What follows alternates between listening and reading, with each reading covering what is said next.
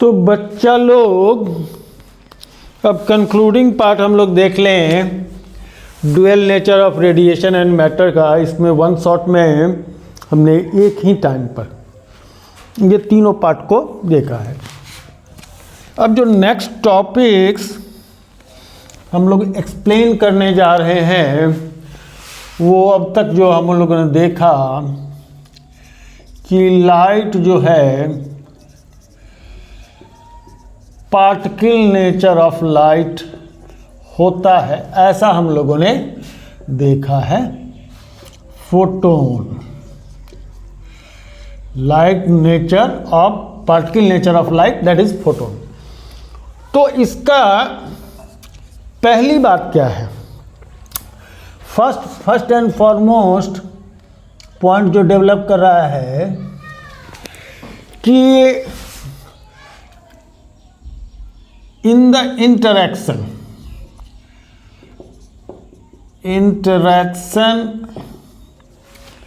with matter, the wave itself behaves like particle यानी कि matter. वैसे तो ये वेव नेचर को एग्जीक्यूट करता है, लेकिन जब उसका इंटरेक्शन मैटर के साथ में होता है ये खुद भी मैटर की तरह बिहेव करता है as a photon particle. Photon particle के रूप में ये बिहेव करेगा। कब बिहेव करेगा? जब वो मैटर से इंटरेक्ट कर रहा होगा। मतलब खरबूजे को देख करके खरबूजा रंग बदलना चालू करता है, करेक्ट। और behaves like matter as an photon particle, photon particle की तरह। Each photon has an energy E is equal to h nu and momentum P is equal to h nu by c कह ले या h by lambda कह जाए कि new की value c lambda होती है। Nu is equal to c lambda हो सकता है, न्यू इज इक्वल टू नहीं, c is equal to nu lambda होता है। C equal to nu lambda होगा। हाँ, इसलिए न्यू की वैल्यू अगर रख दें तो न्यू बाई सी की वैल्यू अपॉन में लैम्डा आ जाएगा, है ना। हाँ, तो each photon has an energy of h nu and momentum this much which it imparts, which it transfers to particle, यानी खास करके मैं इलेक्ट्रॉन की बात कर रहा हूं। ट्रांसफर ऑन कोलिजन, जब ये कोलाइड करेगा इतनी एनर्जी उसको ट्रांसफर करेगा और ये मोमेंटम ट्रांसफर होगा, ये मोमेंटम ट्रांसफर होगा। तीसरी बात, the intensity of light decides that what is the number of photons ejected per second, N से डिनोट करते हैं। What is the intensity of light, what is the number of photons ejected per second from the light source. Light source कितने photons को eject करेगा, ये intensity decide करती है। Energy को तो डिसाइड करती है पर फोटोन, ठीक है, ओके, तो पर सेकेंड एन, है ना। The intensity of light decides that what is the number of photons ejected per second from the light source, and frequency decides what will be the energy E equal to H nu के मुताबिक to each photon. इसी वजह से intensity बढ़ाने से saturated amount value of the current, जो हम लोग लेनार्ड एक्सपेरिमेंट में देख रहे थे, सैचुरेटेड वैल्यू ऑफ करंट क्या हो रहा था, बढ़ रहा था, जबकि इंटेंसिटी स्टॉपिंग पोटेंशियल को डिसाइड नहीं कर रहा था। कौन डिसाइड कर रहा था? फ्रीक्वेंसी डिसाइड कर रहा था स्टॉपिंग पोटेंशियल को, ठीक है। तो ये मिला जुला करके एक कहानी बनती है फोटोन की। और चौथी बात, photons are electrically neutral. It means it is not deflected either in electric और मैग्नेटिक फील्ड। इलेक्ट्रिक फील्ड की बात हो या मैग्नेटिक फील्ड की बात हो, इन दोनों में ये डिफ्लेक्ट नहीं होता है, इलेक्ट्रिकली न्यूट्रल होता है। एक बात मैं जोड़ दूं, rest mass of photon is zero. Photon is zero. इसके पास मोशन में आएगा, इसके पास मोमेंटम होगा। मास पर इसके लिए मास इन मोशन है, इसके पास मोमेंटम देगा। फोटोन के साथ एक भाई अजीब सी बात है, रेस्ट मास जीरो होते हुए भी ये इन मोशन जब भी आएगा, जैसे इमिट होगा it will be in motion, और मोशन में आएगा तभी इसके पास एक मोमेंटम होगा। रेस्ट मास की बात करें तो इसकी फोटोन की रेस्ट मास जीरो। जिससे टकराएगा, जिस इलेक्ट्रॉन से टकराएगा उसको अपनी एनर्जी दे दिया, एनर्जी लेके वो चला गया। अब फोटोन का जो रेस्ट मास हो गया वो खत्म, कहानी खत्म। सीधी बात कही जाए तो पार्टिकल नेचर में एनर्जी है जो ट्रांसफर हो रही है, ठीक है। और last but not the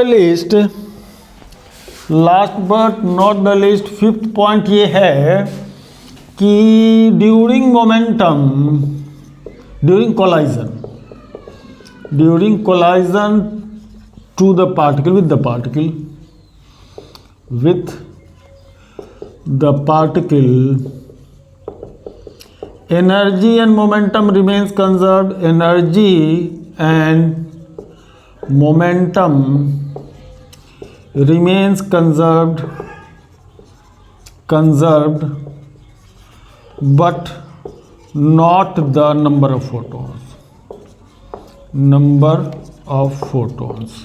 photons या तो एब्जॉर्ब हो जाएगा या न्यू फोटोन का फॉर्मेशन होगा। फोटॉन्स आर आइदर ऑब्जर्व्ड और फोटॉन्स आर आइदर एब्जॉर्ब्ड और न्यू फोटॉन्स आर जेनरेटेड। एक तरीके से कहा जाए तो इलेक्ट्रॉन से टकराने के बाद उस फोटोन को इलेक्ट्रॉन एब्जॉर्ब कर ले रहा है, उतनी एनर्जी को एब्जॉर्ब कर ले रहा है सीधा, ठीक, और वो इमिट हो जाए। जब भी ये एनर्जी रिलीज करेगा फिर वापस ये इलेक्ट्रॉन, तो फिर इसी फोटोन के फॉर्म में क्या करेगा, ये रिलीज कर देगा। चलिए मैं थोड़ी अब आगे बात बढ़ाता हूँ। अब एटम जो आगे हम लोग यूनिट पढ़ने वाले हैं उसमें हम लोग देखेंगे कि इलेक्ट्रॉन लोअर एनर्जी लेवल से हायर एनर्जी लेवल, वहाँ इमिशन नहीं होगा, वहाँ इमिशन की बात नहीं होगी। अभी तो हम लोग इलेक्ट्रॉन की इमिशन की बात कर रहे हैं। लोअर एनर्जी लेवल से हायर एनर्जी लेवल में जाएगा इलेक्ट्रॉन, और इलेक्ट्रॉन फिर वापस। अरे भैया, जो फोटोन ने इलेक्ट्रॉन ले लिया, जो इमिट कर गया तो इमिट कर गया, लेकिन एटम के अंदर बहुत सारे ऐसे इलेक्ट्रॉन हैं जो बाउंडेड है, जो फ्री नहीं है, वो तो क्या होगा, इजेक्ट नहीं होगा। तो क्या वो इलेक्ट्रॉन फोटोन को एब्जॉर्ब नहीं करेगा? बिल्कुल करेगा। और वो फोटोन को जब इलेक्ट्रॉन एब्जॉर्ब कर लेगा, ऐसे सिचुएशन में होगा ये कि वो हायर एनर्जी लेवल में चला जाएगा इलेक्ट्रॉन, और फिर वापस हायर एनर्जी लेवल से लोअर एनर्जी लेवल में आएगा तो फोटोन को वापस से इमिट करेगा। ये पॉइंट अगले यूनिट में हमारा आएगा, जो कि हम यहाँ पर आपको डिस्कस करके बतला दिए हैं। ठीक है जी, चलिए, तो ये था हमारा फोटोन से रिलेटेड कुछ डिस्क्रिप्शन, जो कि हम उस कंक्लूजन पर पहुंचे हैं, जो कि लियोनार्ड एक्सपेरिमेंट और जो भी ऑब्जर्वेशन हम लोगों ने देखा था, उस ऑब्जर्वेशन के बेस पर ये सारी बातें हम कह सकते हैं कि ये मैटर की तरह बिहेव करता है। जब मैटर के साथ टकराता है तो इसके पास इतनी एनर्जी होती है एच न्यू की, ये मोमेंटम होता है, और ज़्यादा इंटेंसिटी होगी तो ज़्यादा नंबर ऑफ फोटोन्स होंगे उसमें, और हर फोटोन की एक फिक्स एनर्जी होगी जो एच न्यू के बराबर होगी, और फ्रिक्वेंसी पर डिपेंड करेगा। और ये इलेक्ट्रिकली न्यूट्रल होता है, न इलेक्ट्रिक फील्ड और मैग्नेटिक फील्ड, किसी भी फील्ड में ये डिफ्लेक्ट नहीं होता है। रेस्ट मास इसकी जीरो होती है, और कोलिजन के दौरान एनर्जी और मोमेंटम कंजर्व रहता है, जबकि नंबर ऑफ फोटोन कंजर्व नहीं रहता है। ये सम टोटल इसकी समरी है। ठीक है, अब हम लोग चले आगे, थोड़ा सा एक एग्जाम्पल के न्यूमेरिकल देख लेते हैं। एग्जाम्पल 11.1 का क्वेश्चन है, मोनोक्रोमेटिक लाइट ऑफ फ्रीक्वेंसी इतना हर्ट्ज, न्यू की वैल्यू इसकी 6 × 10⁻14 हर्ट्ज का है। ठीक, is produced by a laser, the power emitted, जो पावर इमिट कर रहा है 2 × 10⁻³ वाट का है। ए नंबर में what is the energy of the photon, E निकालना है। बी पार्ट में क्या निकालना है, how many photons per second on average emitted, N निकालना है। ठीक है, पहले ई निकाले।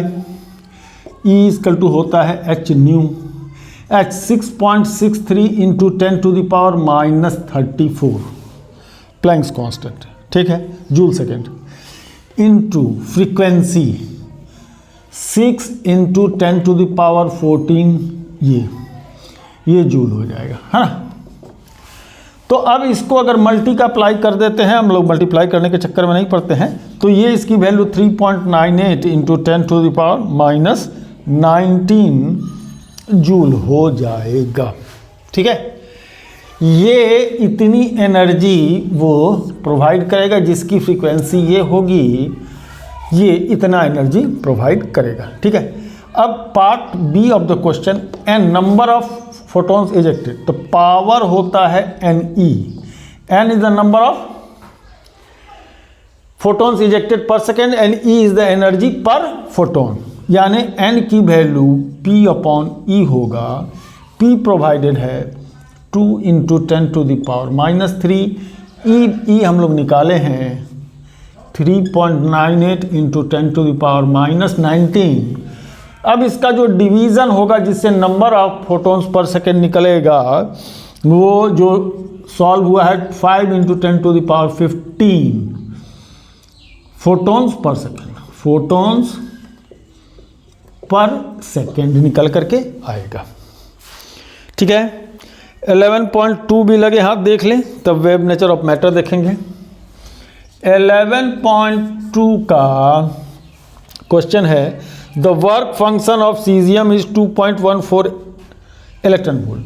Work function φ0 is 2.14 electron volt का मतलब हो जाता है 2.14 × 1.6 × 10⁻19 जूल। ठीक है, अब जरूरत पड़ेगी कि नहीं पड़ेगी वो मैं बाद में देख लूँगा, है ना। Find the threshold frequency. A number में थ्रेशोल्ड फ्रीक्वेंसी यानी न्यू नॉट निकालना है। बी नंबर क्या बोल रहा है इसमें, the wavelength of the incident light if the photo current is brought to 0 by stopping potential of 0.60 volt. Stopping potential wavelength of the incident light of photo current, है ना, wavelength lambda निकालना है तब जब स्टॉपिंग पोटेंशियल की value 0.60 volt हो। ठीक है, तो पहला पार्ट क्या है, थ्रेशोल्ड फ्रीक्वेंसी निकालना है, तो फाई नॉट इक्वल टू होता है एच न्यू नॉट। ये पार्ट सॉल्व कर रहे हैं, यानी न्यू नॉट की value phi naught upon h हो जाएगा। तो वर्क फंक्शन है 2.4, ये 2.14 इंटू 1.6 इंटू 10⁻⁻19 जूल, और एच प्लैंक्स कांस्टेंट 6.63 इंटू 10⁻34। ठीक है, अब इसको सॉल्व करने के बाद जो इसकी फ्रीक्वेंसी दिख रही है, सॉल्व किया जाए, 5.16 इंटू 10⁻14 हर्ट्ज की इसकी फ्रीक्वेंसी, थ्रेशोल्ड फ्रीक्वेंसी बनती है। B part of the question, lambda निकालना है जब स्टॉपिंग पोटेंशियल पता हो, है ना, लैम्डा निकालना है जब स्टॉपिंग पोटेंशियल पता हो। तो आइंस्टाइन इक्वेशन पर आइए, E equals to H nu minus phi naught, lambda निकालना है, ठीक है भैया निकालते हैं। तो h nu equals to E plus phi naught, है ना, E plus phi naught E होगा ना, और ई जो होगा एक electron E V naught plus phi naught, ये भी तय है। चूंकि यहाँ स्टॉपिंग पोटेंशियल दिया है तो ई की वैल्यू इससे आएगा, और H nu equal to C upon lambda, nu equal to C upon lambda, तो E V naught plus phi naught, ठीक है, तो lambda equal to H C upon E V naught plus phi naught, ये relation आ जाएगा। अब इस relation में अपन लोग क्या करेंगे, अब इस रिलेशन में अपन लोग क्या करेंगे, इस रिलेशन में रखा जाएगा ये सारी वैल्यूज़, और वैल्यूज़ रख करके किया जाएगा सॉल्व।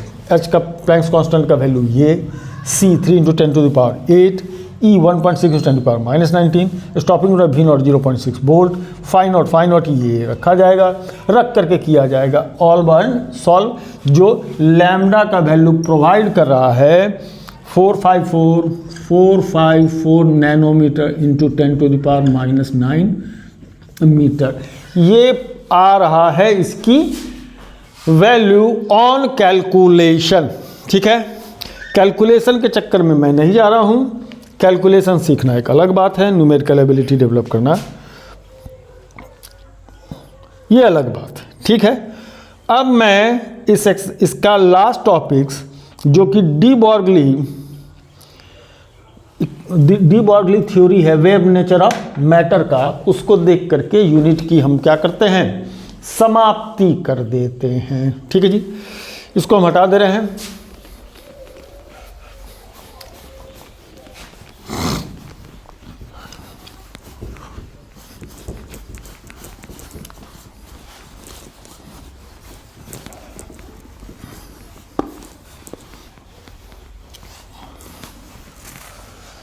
चलो,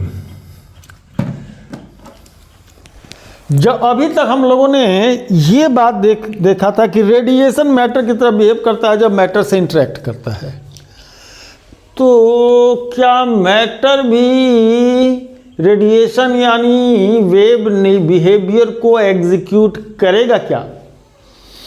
तो इसका जवाब था हाँ, मैटर भी वेव की तरह बिहेव करेगा, इसका भी वेव नेचर होगा। इसको de Broglie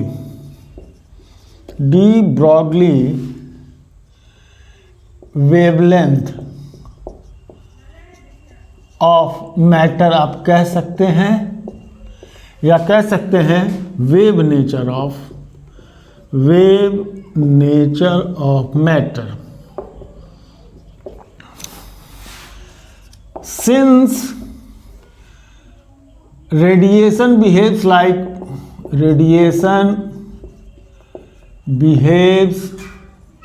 like matter, matter. So matter also behaves like wave. ये वेव की तरह बिहेव करेगा। कहानी कहाँ आकर के रुकी? उसने कहा E equal to H nu होता। किसने? डी ब्रॉगली ने। एच न्यू होता है ना। और आइंस्टाइन के मुताबिक m c square, Einstein equation, Einstein theory के मुताबिक, तो एम सी स्क्वायर को कंपेयर किया एच न्यू से, ठीक है। और न्यू की वैल्यू रख दी गई सी अपॉन लैम्डा। तो लैम्डा की value h c by m c square, ये वेव के लिए अभी तक कही जा रही है। तो एच अपॉन एम सी या कह दे H upon P, H upon P. तो wavelength of the wave H upon P होगा। De Broglie suggested, de Broglie suggested that for any particle moving with p momentum will have wavelength lambda equal to h by p या कह दे H upon M भी। इस equation को और इसने elaborate किया कि लैम्डा एच बाई पी कह रहे हैं, है ना। तो p equal to under root 2mk होता है ना। 2mk होता है। रिलेशन स्टैब्लिश कीजिए ना। Half m v square equal to energy, kinetic energy 2 इधर ले जाइए तो एम स्क्वायर भी स्क्वायर, ये 2mk हो जाएगा। तो P square equal to 2mk हो जाएगा। तो p equal to under root 2mk हो जाएगा, ठीक है। ये अब अगर इसको वोल्टेज वगैरह में, एनर्जी वगैरह में अगर किसी को किया गया हो तो ये 2meV अगर क्या किया गया हो किसी इलेक्ट्रॉन को, if any electron be accelerated at v volt, तो ये कहानी बनती है जब उसकी काइनेटिक एनर्जी eV हो जाती है।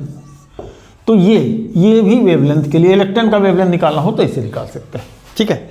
eV से हम लोग क्या कर सकते हैं, निकाल सकते हैं। इस तरह से हम लोग क्या कर सकते हैं, वेवलेंथ फाइंड आउट कर सकते हैं। और इसको बहुत सारे एक्सपेरिमेंट से देखा गया। पिछले सिलेबस में तो था, एक एक्सपेरिमेंट थी जो इसको देना था, उसका नाम अभी मैं थोड़ा देर के लिए मिस कर रहा हूँ।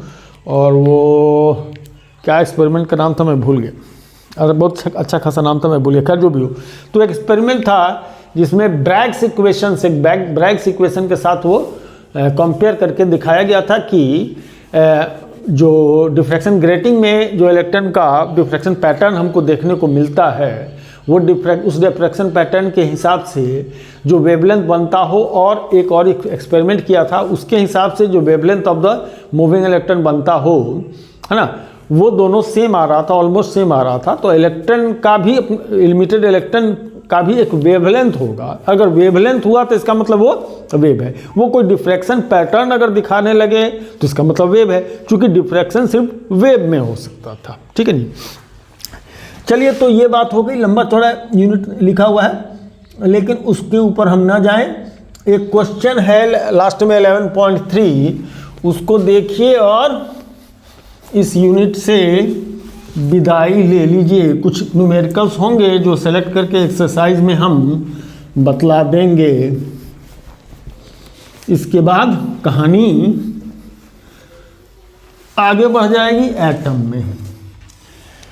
एग्जाम्पल 11.3 सॉरी, एग्जाम्पल 11.3 में आप पढ़ें, बुक से पढ़ें। What is the de Broglie wavelength associated with A number part. An electron moving with speed, electron है moving with a speed of 5.4 into 10⁶ metre per second के। B part of the question है for the a ball of mass 150 gram, ball जिसका mass 150 gram है, moving with a velocity of 30 metre per second. ये numerical से ज़्यादा एक question देखने वाला एक बात होती है ना। तो इलेक्ट्रॉन का ये वेलोसिटी वगैरह, चलिए सीधे सीधे वो जितना तमाशा किया हम लोग नहीं करने वाले हैं। लैम्डा इक्वल टू h/m भी होगा 6.63 इंटू 10⁻⁻34 आने वाला है। h की वैल्यू, m की वैल्यू 9.11 इंटू 10⁻31 kg होता है, और वेलोसिटी कह रहा है 5.4 इंटू 10⁶। सॉल्व करेंगे तो इसका आंसर 0.135 नैनोमीटर आता है। वेवलेंथ काफ़ी छोटा है, काफ़ी छोटा वेवलेंथ होगा। अगर यदि नैनो के 3 लगा दे तो -12 यानी 135 इंटू 10⁻⁻12 मीटर का वेवलेंथ इसका आता है ए पार्ट में। B part of the question देखा जाए, बॉल है 150 ग्राम का, कहानी वही लेना है, h/m भी लेना है, उतना तमाशा नहीं। 6.63 इंटू 10⁻⁻34, मास इसका 150 ग्राम है, तो 150 ग्राम से किलोग्राम 10⁻, 1000 ग्राम -3, और वेलोसिटी 30 मीटर पर सेकेंड है, 30 डाल दीजिए, और इससे सॉल्व करने पर ये 1.47 इंटू 10⁻⁻34 मीटर आता है। अब एक कंपैरिजन, इस चीज़ के लिए न्यूमेरिकल नहीं लगाया गया। देखो, ये इलेक्ट्रॉन का वेवलेंथ तो एक सिग्निफिकेंट लेंथ का है जो डिटेक्ट होगा, है ना, ओके है, कुछ ना कुछ है। 10⁻⁻14 तक का वेवलेंथ को हम लोग एक्सरे वगैरह में देखते हैं, है ना, एक्सरे और इसमें हम लोग देखते हैं 10, इसका तो एक सिग्निफिकेंट वेवलेंथ है जिससे हम लोग बहुत सारे वेव फेनोमेना को देख सकते हैं, खास करके इलेक्ट्रॉन, क्योंकि मास कम है, मोमेंटम कम है, मोमेंटम कम होगा वेवलेंथ ज़्यादा होगा। लेकिन अगर कोई बॉल ले रहे हैं जिसका मास 150 ग्राम है और किसी सर्टेन स्पीड 30 मीटर पर सेकंड, नॉर्मल किसी 30 मीटर पर सेकंड, कम नहीं होता है, बहुत ज़्यादा होता है, तो भी 10⁻⁻34 मीटर बहुत ही छोटा वेवलेंथ होगा। इतना छोटा वेवलेंथ होगा कि उसका वेवलेंथ डिटेक्ट नहीं हो पाएगा। तो बड़े मासेस जो मूव करते हैं उनमें भी वेव नेचर है, लेकिन उनका मास ज़्यादा है, मोमेंटम ज़्यादा है, ऐसे में उनका वेवलेंथ इतना कम है कि वो डिटेक्ट नहीं हो पाता है। यानी मैटर इन मोशन भी वेव है। जैसे जैसे छोटा वो होता जाएगा पार्टिकल, उसके मास एकदम जीरो की तरफ भागने लगेगा, तो वो वेव नेचर को एग्जीक्यूट करता जाएगा, और जब वो फोटोन पर चलाएगा, यही क्वांटम मैकेनिक्स है भैया, जब वो फोटोन के लेवल पर जाएगा, जब उसका रेस्ट मास जीरो हो जाएगा, तो वो पूरी की पूरी लाइट के स्पीड में ट्रेवल करेगा, और लाइट के स्पीड में ट्रेवल करने लगेगा। उस समय वो रेस्ट मास जीरो होगा और उसकी परफेक्ट एनर्जी होगी, और वो जिसको भी अपनी एनर्जी ट्रांसफ़र करेगा उसी में वो एब्जॉर्ब भी हो जाएगा। बड़ी है विचित्र है ये साइंटिफिक वर्ल्ड या नेचर, जिसको अपने कुछ साइंटिस्टों ने अब तक जो समझ पाए हैं उसके लिहाज से। चलिए, एक रिक्वेस्ट है आप लोगों से, ये जो वीडियो अभी तक हमने बनाया है इसको दोस्त दुश्मन जो कोई भी दिखता हो, खास करके इस यूनिट को और इसके बाद आने वाले 2-3 यूनिट हैं उनको ज़रूर सबको शेयर कर दीजिए, ताकि उनको इन सब पार्ट में दिक्कत नहीं हो। होता क्या है, अब तक जो पार्ट देख रहे थे कमोबेश सभी टीचर लोग उसको पढ़ा लेते हैं, है ना, समझा लेते हैं, कुछ ना कुछ समझा लेते हैं, कुछ ना कुछ तैयारी करवा, समझा तो नहीं लेते हैं, कुछ ना कुछ तैयारी करवा लेते हैं। लेकिन यहाँ के बाद से मोस्ट ऑफ द 85% टीचर को हमने देखा है कि उन लोग पूरी गड़बड़ कर देते हैं। बच्चे कुछ सर्टन पोर्शन याद करके रट करके चले जाते हैं, तो एग्ज़ाम दे करके आते हैं, तो वहाँ दिक्कत होती है। तो ये जो 2-3 पार्ट का वीडियो 11 चैप्टर 12 चैप्टर 13 और 14, 11 12 13 14 जो भी होगा, इनको आप कंप्लीटली शेयर करें ताकि सभी बच्चों को इसका एडवांटेज मिले। और मेरा रिटर्न एडवांटेज ये होगा कि कम से कम बच्चे लोग उसका बेनिफिट ले पाएंगे और कुछ व्यूअर्स बढ़ जाएंगे, वो फिर आगे सजेस्ट करेंगे, ठीक है ना। तो इसको शेयर जरूर कीजिएगा इस वीडियो को, इन तीनों वीडियो को, जो इसका आपका dual nature of matter of radiation है, और इसके आगे वाले वीडियो काफ़ी शेयर कर दीजिए ताकि जो लोग जो हैं सो उसको एडवांटेज ले सकें। तो in the interest of both teacher and the student ये अच्छा होगा। ठीक है जी, धन्यवाद।